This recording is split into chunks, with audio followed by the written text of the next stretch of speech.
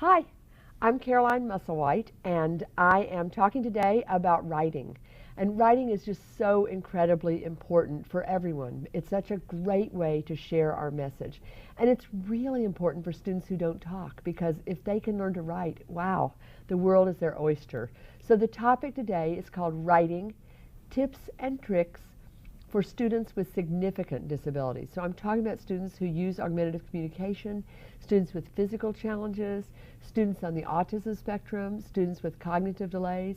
And one strategy that will help you today in this presentation is if you have your handout in front of you, because I have a lot of information I'm trying to pack into this presentation.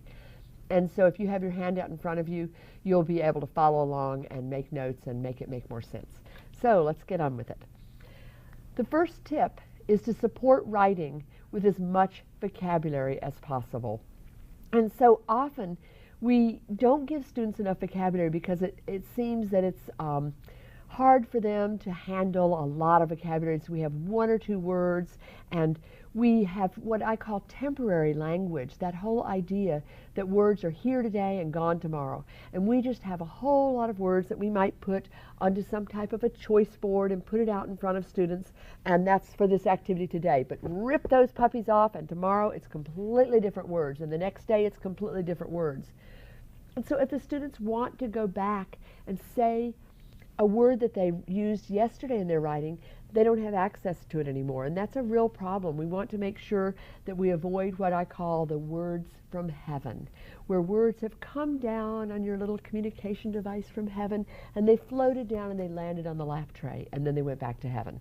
So we want to avoid that. We want to make sure that we give students access to as much vocabulary and as consistent a vocabulary as possible. So Gretchen Hanser and I have written a book called Write to Talk, and we also have a CD called Write to Talk. And in it we talk about considerations for vocabulary approaches. The closed vocabulary sets, which we often will use for errorless writing. We have core plus content vocabulary sets, and then generative or letter-based alphabet sets. And so you might want to refer to this page in your handout, which gives you more information about each of these. As I'll go through this rather briefly, I want to get into the meat of showing sample writing activities and giving lots of ideas. So first of all, what are closed vocabulary sets? Well, they're a small number. On a high-tech device, they would be pre-programmed words and phrases. They've been chosen by someone else. They weren't chosen by the individual who's using them. They're activity-specific typically. So if we're going to write a poem about dinosaurs, then there's a set of words we've chosen. They're just dinosaurish types of words, and they're very appropriate. So anything you say is going to work.